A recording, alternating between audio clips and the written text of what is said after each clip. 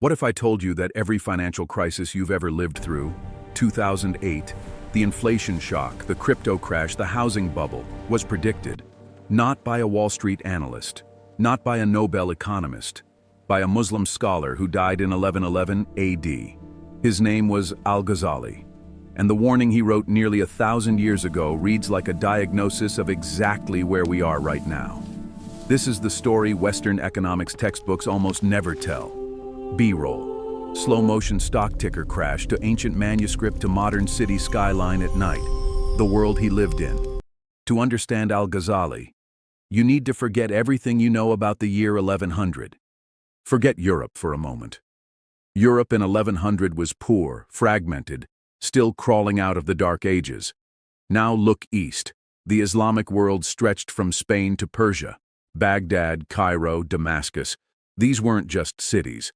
They were the financial and intellectual capitals of the entire known world. Trade routes pulsed with silk, silver, and spices. Scholars debated philosophy, astronomy, law, and medicine in the same breath. It was, in many ways, the most sophisticated civilization on Earth. And right in the middle of all this wealth and brilliance, a young Persian scholar looked around at a booming economy and felt deeply unsettled. He asked a question almost no one dared to ask.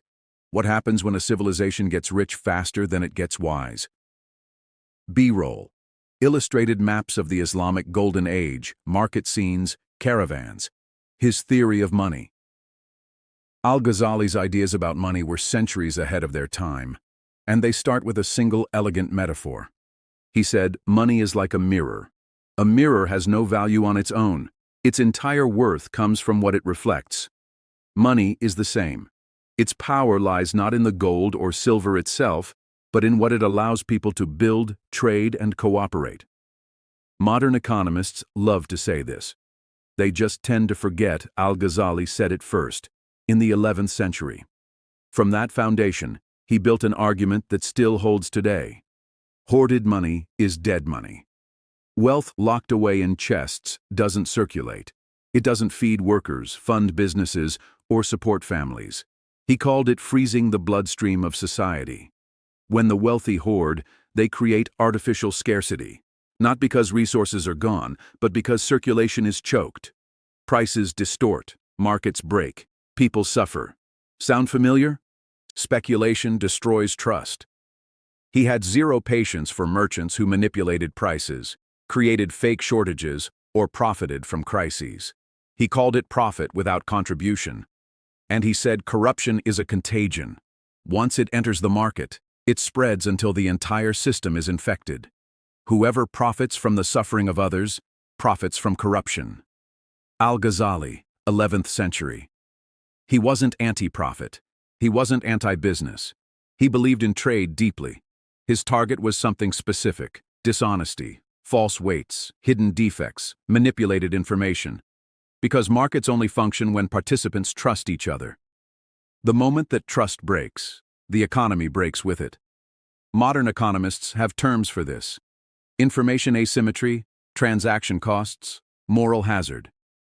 Al-Ghazali had the same insight. He just didn't need the jargon.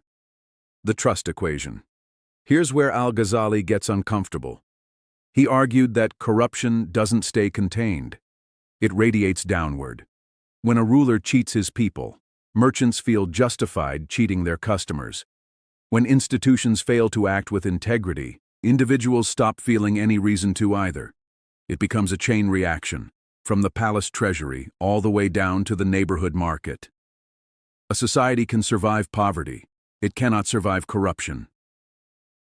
Economic collapse, he said, is almost never about running out of money or resources. It's about the breakdown of trust. That invisible glue holding every transaction, every contract, every currency together. When trust erodes, even the wealthiest nation becomes fragile overnight. Let this line breathe. Pause before moving on. His warning to rulers.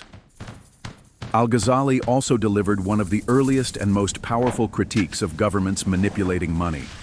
Medieval rulers, like many modern ones, would quietly dilute their gold and silver coins when budgets ran thin.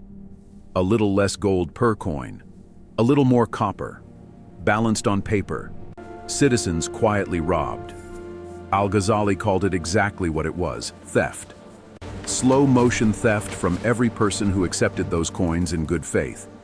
He predicted that if states manipulated currency too often, people would eventually lose trust, abandon the local coin, and seek stronger foreign currency instead. 1,000 years later, Weimar Germany, Zimbabwe, Venezuela, Argentina, Turkey. Every case where people desperately fled their own currency because they stopped trusting the promise behind it. Money is not a mechanical object, it is a belief system. And once people stop believing, the system stops functioning. Why this matters right now. Here's the part that should make you stop and think. Al-Ghazali's critique of hoarding mirrors today's debate about billionaires, offshore accounts, and concentrated wealth.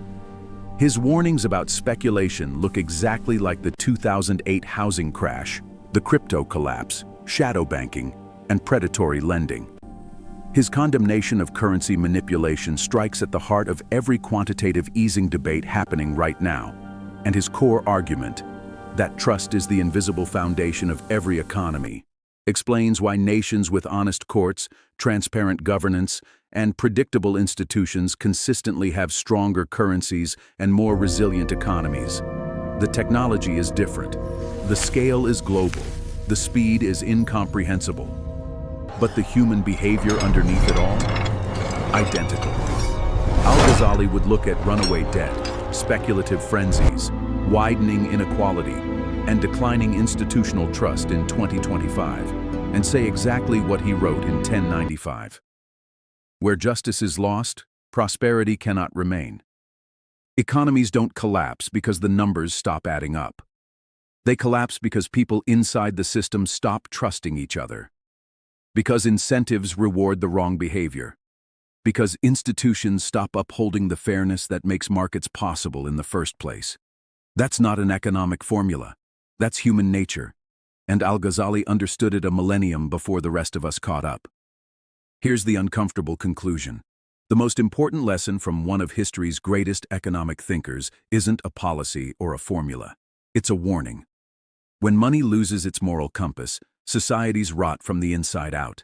Not immediately, not loudly, slowly, quietly, until the day the entire structure collapses, and everyone acts surprised. Al-Ghazali wasn't preaching religion, he was describing reality, a reality that plays out on repeat across civilizations, because we keep ignoring the same truth. History doesn't repeat. But if you don't understand it, it'll crush you all the same. If this gave you a perspective you didn't walk in with, subscribe.